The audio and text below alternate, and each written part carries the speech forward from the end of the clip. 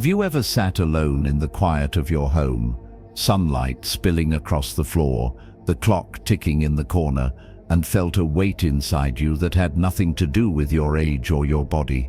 Not a pain, not an ache, but something heavier, a kind of tiredness that no nap seems to cure, a stillness that doesn't feel peaceful, just hollow. We often talk about the challenges of getting older, our bones, our joints, our memory.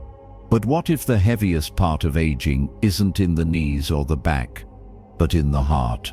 Maybe it's all the things we've carried, regrets, expectations, old wounds, unspoken truths, habits that no longer fit. And maybe, just maybe, that weight is what's keeping joy from rising. This isn't a motivational speech. You don't need one. This is something softer, something slower, a gentle wake-up call. Because what if the next chapter of your life, this very one you're in, wasn't about adding more, chasing more, or fixing more, but about releasing what no longer serves. Letting go, not to lose, but to return to lightness, to presence, to peace. The Buddha once said, "To let go is to be free." So in the minutes ahead, let's walk quietly together through 8 things you may not need anymore. And as we explore them, ask yourself not what you still want to hold on to, but what you're finally ready to set down. Part 1. Let go of the belief that there's nothing left to learn. Have you ever felt, quietly and almost imperceptibly, like the world no longer expects you to grow? That somehow, after a certain age, you're just supposed to know everything you'll ever know and simply sit with what is, rather than reaching toward what could be. It's a silent weight, isn't it? This unspoken belief that learning is for the young and wisdom, once attained, is fixed like a statue in stone. But what if I told you that this belief, the one that whispers you've seen it all, is not only false, but quietly stealing your joy? And more than that, what if the doorway to peace in your later years is not through knowing, but through remaining open to the unknown? There is a story told in Buddhist tradition of an elderly monk named Ananda, who, even in his 80s, still began each morning by bowing before his teacher's shrine and reciting one line of scripture as if it were the first time he had heard it. A young novice once asked him, "Master, why do you still practice as if you are a beginner?" The old monk smiled softly and replied, "Because the beginner sees the world with wonder. The master only knows how little he truly understands." It's easy to think that because we've lived through decades, through wars, marriages, losses, inventions, revolutions, heartbreaks, we've somehow graduated from life's lessons. But the Buddha taught something very different. He said, "Just as a candle cannot burn without fire, men cannot live without a spiritual life. Spiritual life doesn't end at a certain age. If anything, it begins in earnest when the noise quiets, when the ambition settles, and when the soul begins to whisper questions that the younger self never had time to ask." I once met a woman named Eleanor at a mindfulness retreat in Oregon. She was 76, widowed, soft-spoken. Her eyes, though wrinkled at the corners, still sparkled like candlelight. She told me she had just started learning Mandarin, not to travel, not to impress, but simply because she was curious. "I want to see how far my brain can stretch," she said with a grin. Turns out it's still reaching. That sentence stayed with me. It made me wonder, when was the last time you let your mind stretch? Not towards something practical or productive, but towards something that simply stirs your soul. A poem, a new question, a language, a truth. You see, the heart grows heavy, not because of age, but because we stop letting the light of discovery in. A closed mind is the beginning of stagnation, but a curious mind, oh, that is a fountain of youth. No cream could ever replicate. The lotus, one of Buddhism's most sacred symbols, grows not in clean water, but in the mud. Yet it still rises, petal by petal, reaching toward the sun. In the same way, no matter your age, your mind can still bloom, not despite the mud of life, but because of it. So I ask you, dear one, what new question could you sit with today? Not to answer, but to feel. What truth have you quietly avoided because you thought you were too old to change your mind? And most of all, what would happen if you approached this chapter of life not as the end of your learning, but as its most sacred beginning?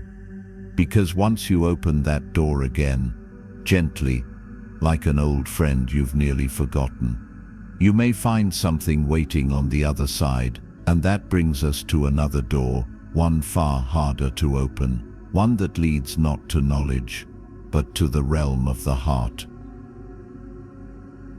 Part 2. Let go of toxic relationships without guilt. There's a truth that most people carry like a secret. The older we get, the more we crave peace. Not the kind of peace that comes from silence or solitude, but the kind that settles gently inside the chest. The kind that comes when we no longer have to brace ourselves before every phone call, every visit, every interaction. And yet, how many of us still keep people in our lives who do nothing but stir up unrest? Here's the hard part. Sometimes, those people are family. There's a parable in the Buddhist tradition about a monk named Tissa.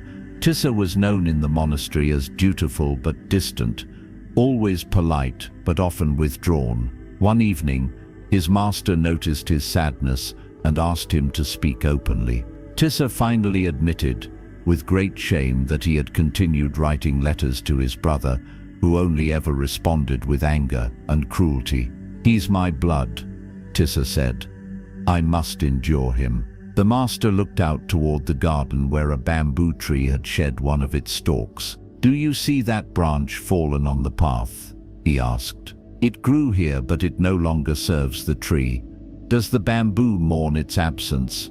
Or does it simply continue growing?" Tissa sat in silence, and something inside him loosened, not in rebellion, not in anger, but in quiet relief. You see, we are taught to believe that loyalty means enduring harm, that love means tolerating pain, that aging means taking the high road, no matter what it costs us inside. But Buddhism offers a kinder way, a clearer one.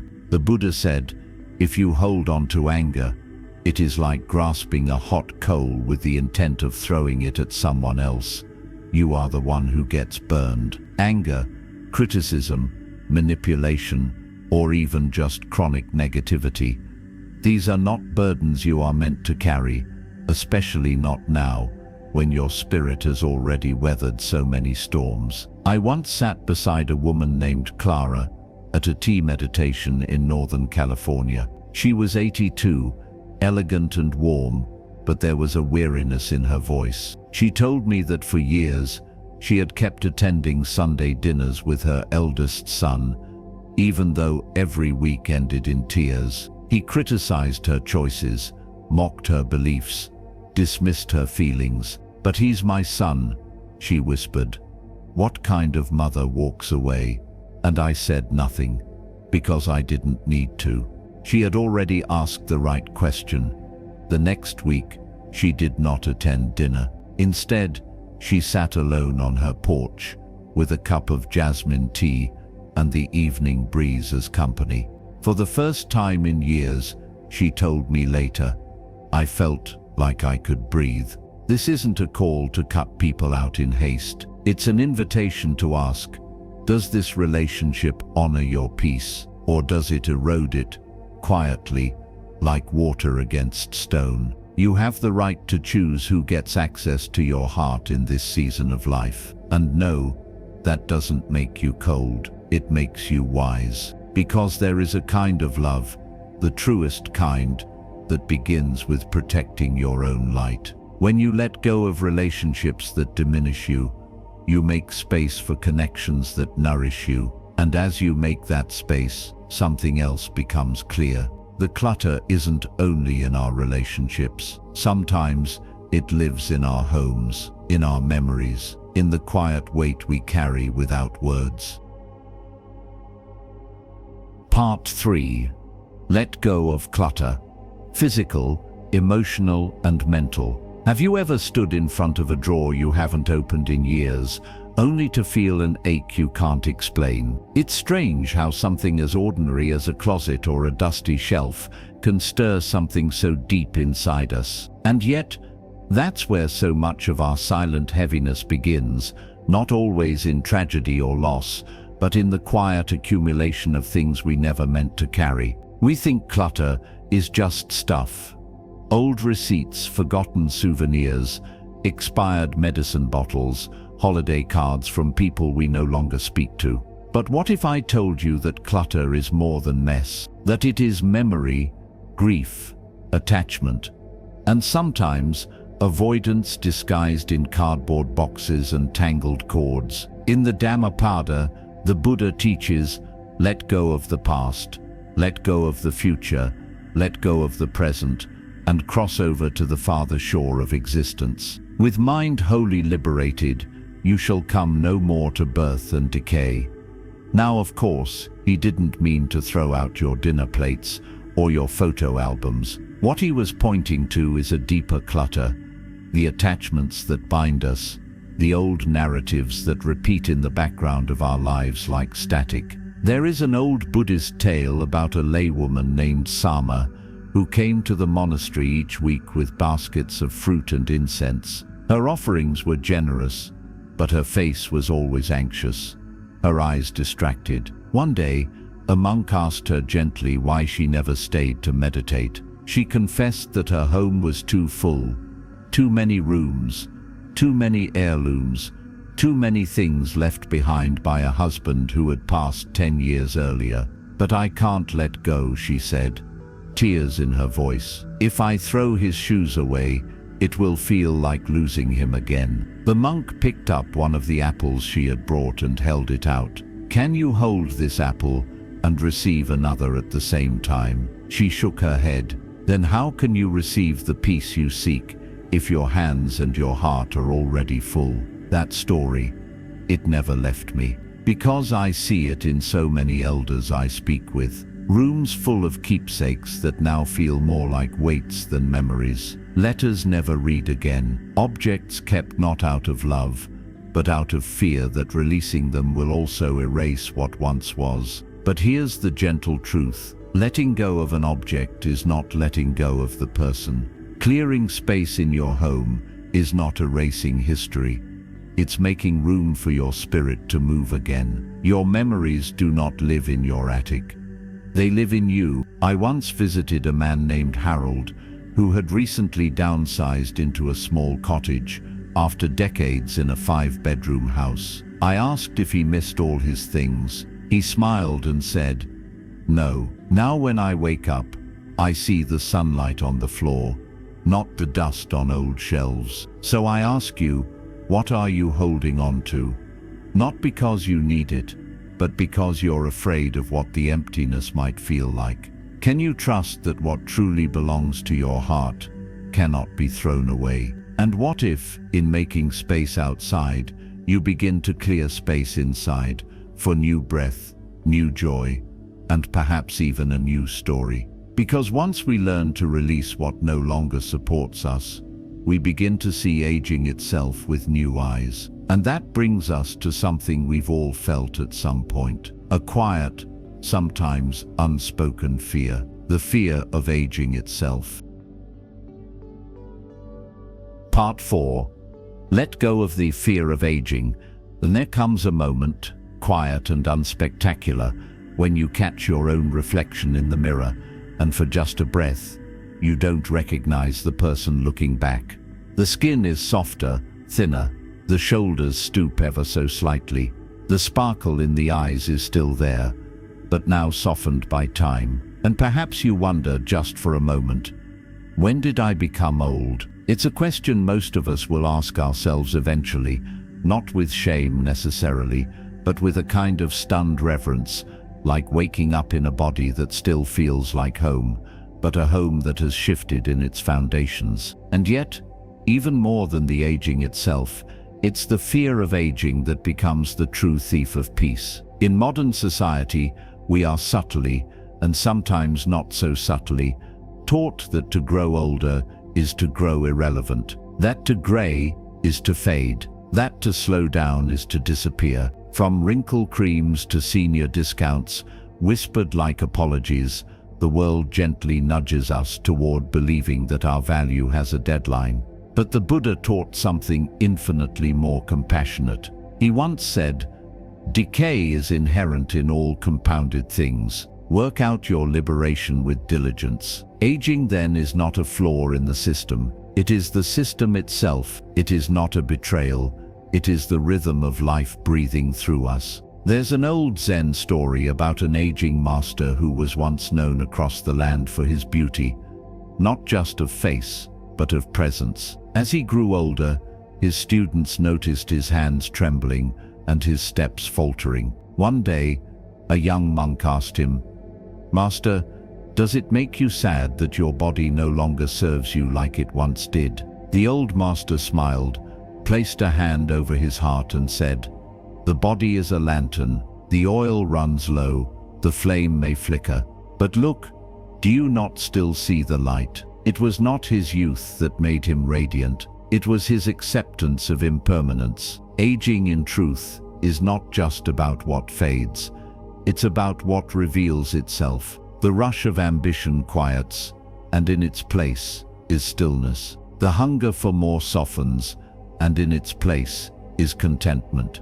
The need to be seen gives way to the joy of simply seeing. I remember a woman named Joy, fittingly, who told me at age 89, "I used to dread growing old. Now I wear my wrinkles like prayer beads. Each one reminds me that I've stayed long enough to love, to cry, to laugh, and to outlive the versions of myself that thought they wouldn't survive." So let me ask you gently, dear friend, what if your aging is not something happening to you, but something blooming within you? What if the body, in all its changes, is not closing doors, but inviting you through new ones? Can you imagine how tender life becomes when we stop resisting it? And perhaps, just perhaps, once you embrace aging, not as a threat, but as a teacher, you'll begin to understand the most profound truth of all,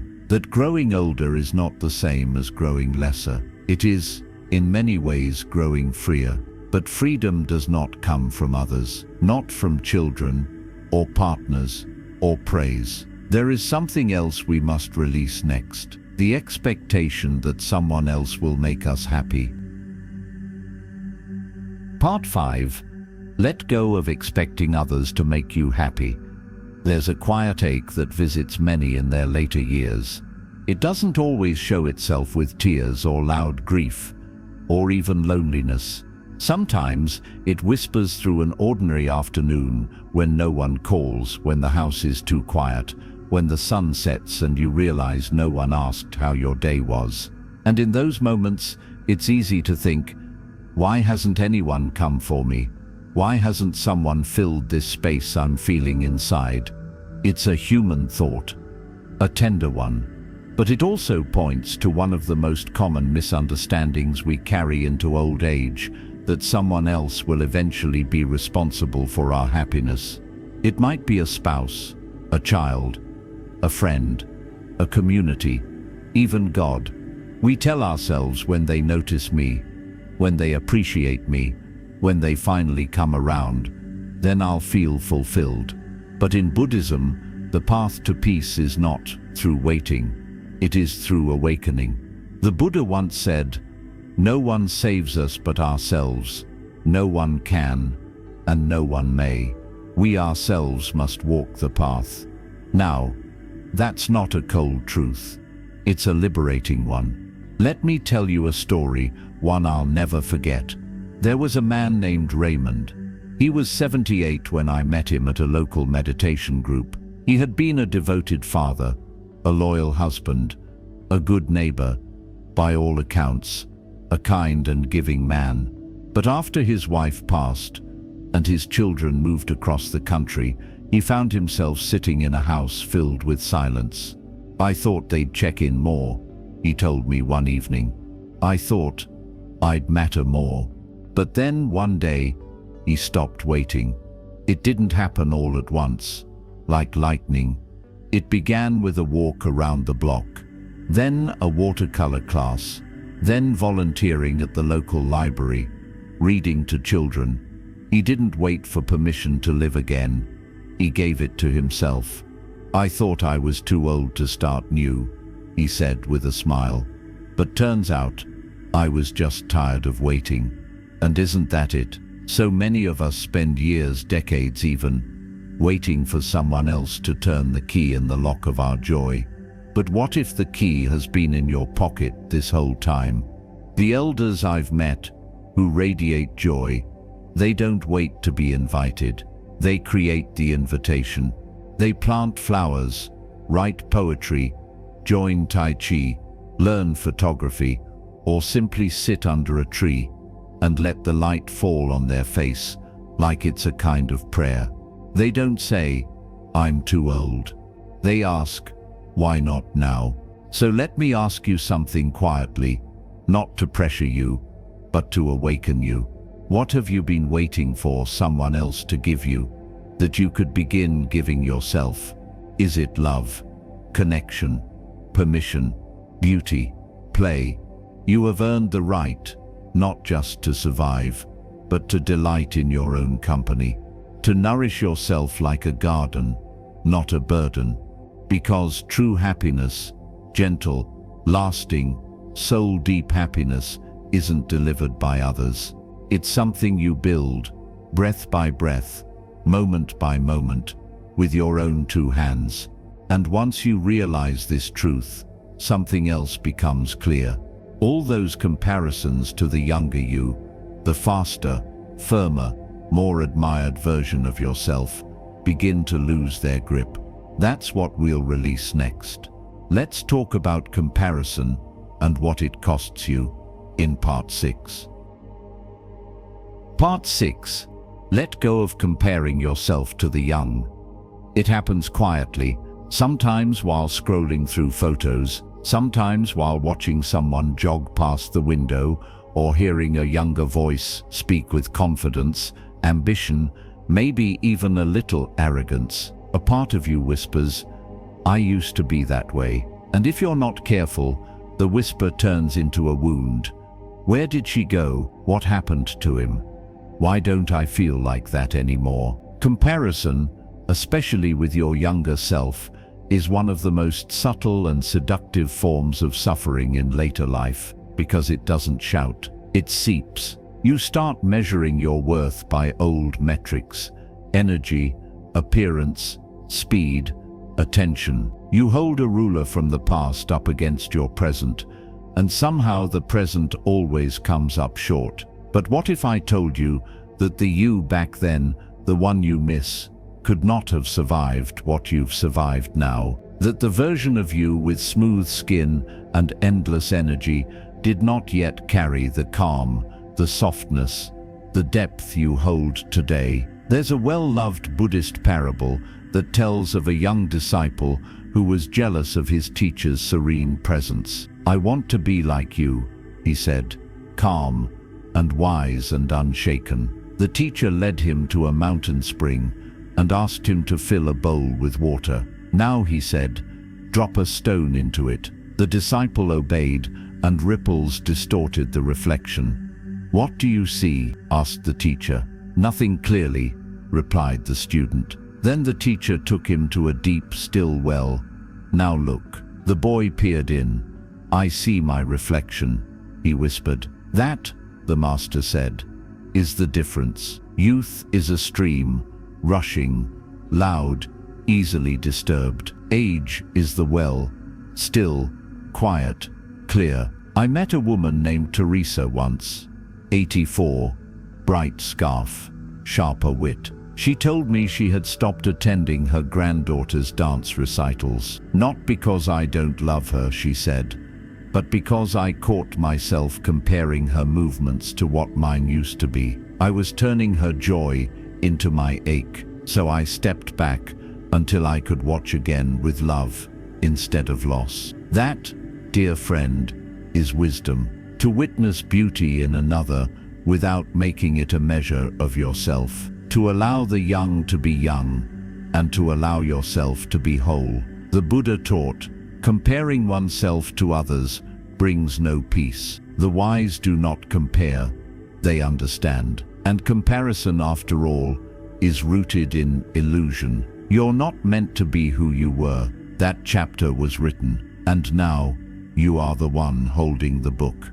The full book. Not just the thrill of beginnings, but the depth of endings. Not just the speed, but the stillness. So ask yourself with kindness, what am I gaining by comparing myself to someone whose path is not mine anymore? And what might I find if I look inward instead of backward? Because once you stop measuring your now by your then, something inside begins to soften. You become less at war with time and more at peace with your unfolding. And it is in that softness that another invitation arises, one even harder and yet more healing. It is time to forgive yourself, to release the regrets that still echo quietly in your heart. Part 7. Let go of regret. Forgive yourself for the past. There are things we don't say out loud, moments we revisit in the dark, when the world is quiet and the heart begins to whisper, a choice we made, a word we didn't, a path we turned from, a silence we kept too long. These memories don't shout, they linger, like the echo of a song you can't quite forget. And over the years they can begin to shape the way we carry ourselves. We smile, but only with half our heart. We celebrate, but feel as if we don't quite deserve the joy. And when we speak of our past, we carefully skip the parts that still make us wince. This is the quiet work of regret. And for many, it is the heaviest weight we carry in old age, not the aching knees or the thinning hair, but the burden of what we wish we had done differently. But the Buddha taught, you can search the whole universe and not find anyone more deserving of your love than yourself. That includes the younger self, the one who made the mistake, the one who didn't know better, the one who acted out of fear, or pride, or confusion, or desperation, the one who tried and failed and still kept going. There is an old Buddhist tale about a woman named Kama who had lived her early life in luxury and pride. In her later years, she came to hear the Buddha speak, and something in his words shattered her illusions. She approached him afterward with tears in her eyes and confessed, I have wasted my life. I was blind to kindness. I clung to vanity. I harmed others with my words. What wisdom could possibly exist for someone like me? The Buddha did not scold her. He simply looked at her with great compassion and said, just as the ocean receives all rivers, whether muddy or clear, so too can wisdom receive even a life once misguided. Kama went on to become one of the wisest female disciples of the Buddha's Sangha. That story has stayed with me for years, because it reminds us that redemption is not a doorway we earn, it is one we walk through the moment we stop turning away from ourselves. I once sat with an elderly man named Paul, who had not spoken to his brother in over 30 years. When I asked him why, he lowered his gaze and said, because I was the one who hurt him. And after that, I didn't think I deserved a relationship anymore. But he was tired of punishing himself, tired of wearing the guilt like a coat that no longer fit. So one day, with trembling hands, he wrote his brother a letter, not asking for forgiveness, but offering it to himself. I have carried this too long, he wrote. I release it, not because it didn't matter, but because I want to live the rest of my life free. And that is what I ask you now, dear friend. Is there something you've been carrying? A shadow you haven't turned to face? What would it feel like to lay it down? Not in denial, but in compassion. What if, instead of continuing to replay what can't be changed, you began to honor the wisdom you've gained because of it? Because forgiveness is not forgetting. It is remembering without the poison. It is saying to yourself, I did the best I could, and now I know better, so I will live better. And when you do that, when you release the grip of regret, you open your hands to something far more precious: possibility. Because now, at this very age, in this very breath, you are not finished. But to believe that, we must first destroy one final lie, the most insidious of them all, the one that says, it's too late. Let's go there, together, in Part 8. Part 8. Let go of the lie that it's too late. There's a story we're told. Sometimes it's spoken. More often it's implied that by the time you reach a certain age, 70, 80, 90, life is no longer about becoming. It's about managing, maintaining, preparing to let go. But that's a lie, and not just any lie, perhaps the most dangerous one. Because once we believe it, we stop looking, stop reaching, stop imagining. The Buddha once said, each morning we are born again. What we do today is what matters most, not what we did in our 30s, not what we missed in our 40s, not even what we lost in our 50s. Today, let me tell you about a woman named Ruth. Ruth was 91 when she picked up a paintbrush for the first time. Not because she wanted to become an artist, but because she saw a neighbor's watercolor garden and felt something stir. It made me feel alive again, she told me, and I wanted to follow that feeling. Within 2 years, her paintings hung in the community center, but more importantly, they hung on her walls, color where silence used to be. Then there was Jerome, 86, widowed, tired, until one day, while watching a young man dance in the park, he said out loud to no one in particular, I used to love to move. He began taking Tai Chi, slowly, gently. He said, I didn't know I could still feel graceful. His hands still trembled, but his spirit swayed. And there's May, who started a YouTube channel at 83 to read bedtime stories to children whose grandparents had passed. She said, I thought no one needed my voice anymore, but it turns out they did, and so did I. Every week I hear stories like these, and every time I wonder how many others are sitting at the edge of their becoming, still believing the door is locked. The truth is this: if you are breathing, the story is not over. If you can feel wonder, there is still something waiting to be born. If your soul stirs at even the thought of trying something new, it means your spirit is not finished. It's just been waiting for you to say yes. The lotus blooms from the mud, not in its youth, but when it is ready. A mountain becomes most sacred, not at its base, but at its peak. And the bell of awakening can ring even on the last day of your life. So I ask you now, not with pressure, but with possibility. What dream have you quietly buried that might still have breath? What small, simple thing could you begin today, not to change the world, but to come alive within it? And more importantly, what would your life look like if instead of asking, am I too late, you began asking, why not now? Because now is exactly the right time. And so, dear friend, if this journey has touched a place within you, if even one of these truths has felt like a gentle bell sounding through the fog, then let this be your declaration. Write the word free in the comments. Not for me, for you, because that's what this has all been about.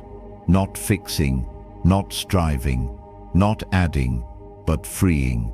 Freeing yourself from the lies, from the weight, from the fear, so you can walk lightly, joyfully, gently into the chapter that is already waiting. And that chapter, it's not a conclusion, it's a beginning, because you are not done, you are becoming. So here we are, you've walked with me through the stillness of letting go. Together we've released the illusion that there's nothing left to learn, the draining weight of toxic relationships, the clutter in our homes and hearts, the quiet fear of growing older. We've stepped away from waiting on others for happiness, from the habit of comparison, from the ache of regret, and finally from the most stubborn lie of all, that it's too late. And now perhaps your hands feel just a little lighter, not because we've fixed everything, but because we've remembered something, that aging is not the end of your story. It's the unfolding of a deeper chapter, one that only you are wise enough to write. You see, the truth is, you are not falling behind. You are standing exactly where wisdom has led you. You are not finished. You are becoming softer, clearer, truer. And maybe now, dear friend, is the moment to ask yourself, what am I still carrying that no longer belongs to me? What might my life feel like if I allowed myself to be free? Take a breath, place your hand on your chest, and gently whisper, I allow myself to let go. I deserve peace. If even one part of this message touched something inside you, I invite you to write a single word in the comments below. Free. That word is not for me. It is for you. A quiet declaration, a soft beginning. And if you'd like more stories like this, more gentle truths to walk beside you, please subscribe to our channel. This is a space where aging is honored, the soul is nourished, and your presence is always enough. Until next time, may you walk lightly, may you love deeply, and may you rest in the quiet, knowing that your journey is far from over.